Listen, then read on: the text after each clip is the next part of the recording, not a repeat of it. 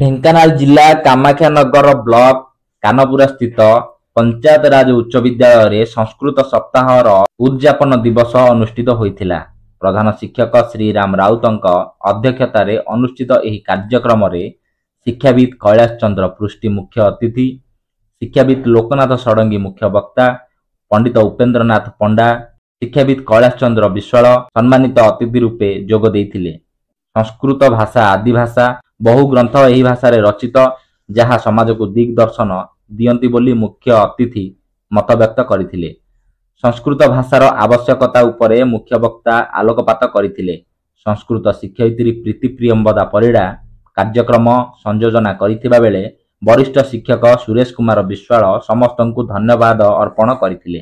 ଶିକ୍ଷକ ଚନ୍ଦ୍ରମଣି ଲେଙ୍କା, ରୁଦ୍ର ନାରାୟଣ ପରିଡ଼ା, ନିରଞ୍ଜନ ସାହୁ, ନିର୍ମଳ କୁମାର ମହାନ୍ତି, ସୌଭାଗ୍ୟ କୁମାର ସାହୁ, ସମରେନ୍ଦ୍ର ନାୟକ, ଶିକ୍ଷୟିତ୍ରୀ କବିତା ରାଉତ, ପ୍ରଭାତୀ ସାହୁ, ଶିକ୍ଷା କର୍ମଚାରୀ ରବି ନାରାୟଣ ରାଉତ, ଶାନ୍ତନୁ ରାଉତ ପ୍ରମୁଖ କାର୍ଯ୍ୟକ୍ରମରେ ସହଯୋଗ କରିଥିଲେ। ସାହିତ୍ୟ ଆଉ ସଂସ୍କୃତ ଏ ତିନୋଟି ବିଭାଗରେ ଉଚ୍ଚକୋଟୀର ପ୍ରଦର୍ଶନ କରିପାରିଲା। ପରବର୍ତ୍ତୀ ସମୟରେ ସେ ଜୀବନରେ ସବୁ କ୍ଷେତ୍ରରେ ସଫଳ ହେବ। ଭାଷା ବିଷୟରେ ଗାନ୍ଧୀଜୀ କୁହନ୍ତି, ଯେତେବେଳେ ତାଙ୍କୁ ସଂସ୍କୃତ ଭଲ ଲାଗିଲା, ସେ ସଂସ୍କୃତ ନ ପଢ଼ି ପାର୍ସି ପଢ଼ିଲେ, କିନ୍ତୁ ସଂସ୍କୃତ ପଢ଼ିଲା ପରେ ଯେଉଁ ଜ୍ଞାନ ତାଙ୍କର ହେଲା, ସେ ପରବର୍ତ୍ତୀ ସମୟରେ ଭାରି ଦୁଃଖ କରିଛନ୍ତି ଯେ ମୁଁ କାହିଁକି। ତେଣୁ ସଂସ୍କୃତ ଏଭଳି ଏକ ଭାଷା, ବିଶେଷ କରି କାଲାମଙ୍କ କଥା କହିଲେ, ଯେ କି ସଂସ୍କୃତକୁ ହଜମ କରିଥିଲେ ଏବଂ ତାଙ୍କ ବିଜ୍ଞାନ କ୍ଷେତ୍ରରେ ତାକୁ ମଧ୍ୟ ପ୍ରୟୋଗ କରିଥିଲେ। ବଡ଼ ବଡ଼ ବିଜ୍ଞାନୀମାନେ ସଂସ୍କୃତକୁ ପ୍ରୟୋଗ କରୁଛନ୍ତି।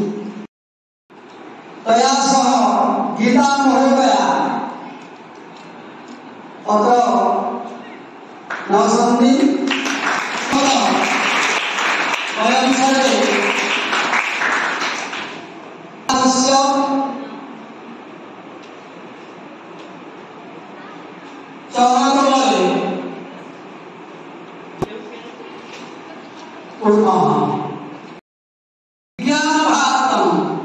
संस्कृत नाम सफल भारत, संस्कृत नाम श्रेष्ठ भारत। संस्कृत न वर्धते तर्हि संस्कृति न वर्धते, यद्यपि संस्कृति न वर्धते तर्हि संस्कार न वर्धते, यद्यपि संस्कृति इति अस्ति।